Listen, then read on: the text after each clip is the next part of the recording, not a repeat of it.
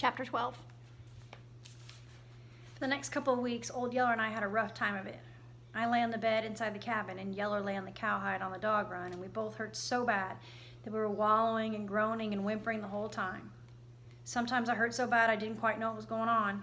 I'd hear grunts and groans and couldn't tell if they were mine or Yeller's. My leg had swelled up till it was almost the size of a butter churn. I had such a wild hot fever that Mama nearly ran herself to death packing fresh cold water from the spring, which she used to bathe me all over, trying to run my fever down. When she wasn't packing water, she was out digging prickly pear roots and hammering them to mush in a sack, then binding the mush to my leg for a poultice. Like a medicine, an ointment, homemade. We had lots of prickly pear growing close to the house, but they were the big tall ones, and their roots were no good. The kind that made a good poultice are the smaller size. They don't have much top, but lots of knotty roots shaped sort of like sweet potatoes. That kind didn't grow close to the house. Along at the last, Mama had to go clear over to Salt Licks to locate that kind. If Mama wasn't waiting on me, she was taking care of Old Yeller. She waited on him just like she did me. She was getting up all hours of the night to doctor our wounds, bathe us in cold water, and feed us when she could get us to eat. On top of that, there was the cows to milk, little Arliss to look after, clothes to wash, wood to cut, and old Jumper to worry about.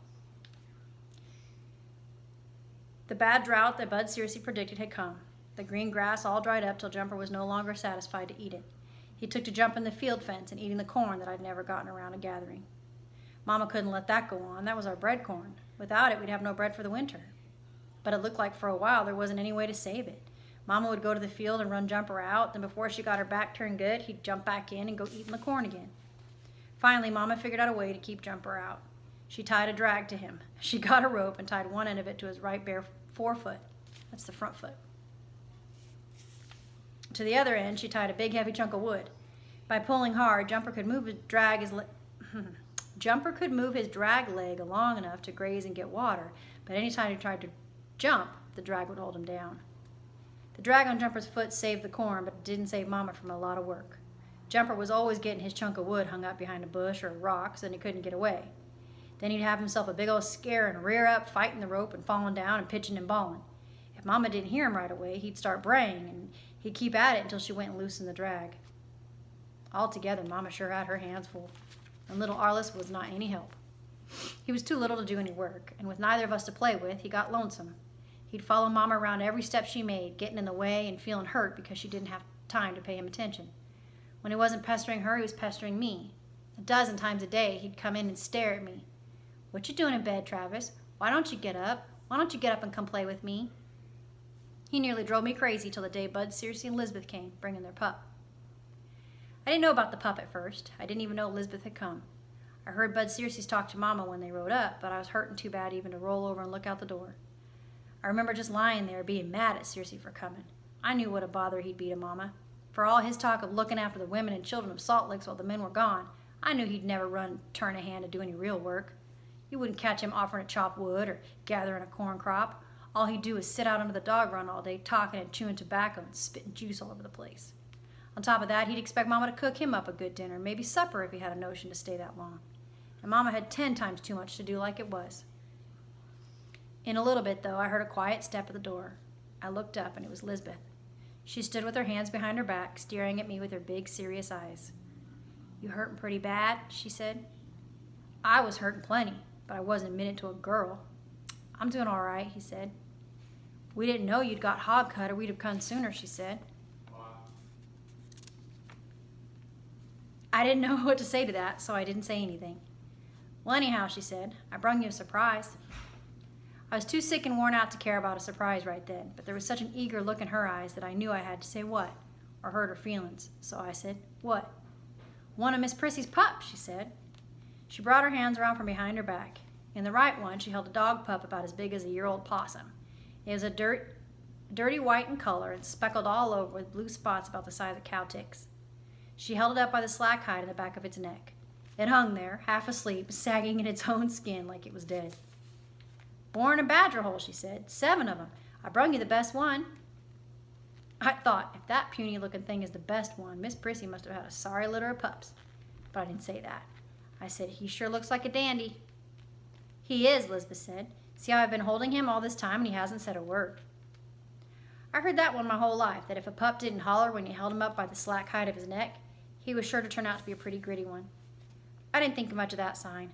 Papa always put more stock in what color was inside the pup's mouth. If the pup's mouth was black inside, Papa said that was the one to choose. So that's the way I felt about it too. But right now I didn't care if the pup's mouth was pea green. All I wanted to do was quit hurting. I said, I guess little Arliss will like it. And then I knew I'd said the wrong thing. I could tell by the look in her eyes that I hurt her feelings even after all. She didn't say anything. She just got real still and quiet and kept staring at me until I couldn't stand it and I had to look away. Then she turned and went out of the cabin and gave the pup to little Arliss. It made me mad, her looking at me like that. What'd she expect? Here I was laid up with a bad hog cut, hurting so bad I could hardly get my breath, and her expecting me to make a big old to-do over a little puny speckled pup. I had me a dog. Old Yeller was all cut up, worse than I was, but he was getting well, Mama told me. So what use did I have for a pup? Be all right for little Arliss to play with, keep him occupied out from underfoot. But when Old Yeller and I got well and took to the woods again, we wouldn't have time to wait around a full pup, too little to follow. I lay there in bed, mad and fretful all day, thinking how silly it was for Lisbeth to expect me to want a pup when I already had me a full-grown dog. I lay there just waiting for a chance to tell her so, too, only she never did come back to give me a chance. She stayed outside and played with little Arliss and the pup till her grandpa finally wound up his talking and tobacco spitting, and got ready to leave. Then I saw her and little Arliss come past the door, heading for where I could hear her grandpa saddling his horse. She looked in at me, then looked away, and suddenly I wasn't mad anymore. I felt sort of mean. I wish now I could think of the right thing to say about the pup so I could call her back and tell her. I didn't want her to go off home with her feelings still hurt. But before I could think of anything, I heard her grandpa say to Mama, "Now, Mrs. Coates, you all are in a sort of bind here with your man gone and that boy crippled up. I've been sitting out here all evening worrying about it. It's my responsibility, you know, seeing that everybody's taken care of a while and the men are gone, and I think now I've got a way figured out. I'll just leave our girl Lisbeth here to help you." Mama said in a surprised voice, "Why, Mr. Searcy, there's no need for that. That's mighty kind of you and all, but we'll do all right." "No, now, Mrs. Coates, you got too big a load to carry all by yourself. My Lisbeth, she'll be proud to help." "But," Mama argued, "she's such a little girl, Mr. Searcy. She'll probably never stay away from the home for a single night." "She's little," Bud Searcy said, "but she's stout and willing. She's like me. When folks are in trouble, she'll pitch right in and do her part. You just keep her here now. You'll see what a big help she'll be." Mama tried to argue some more, but Bud Searcy wouldn't listen.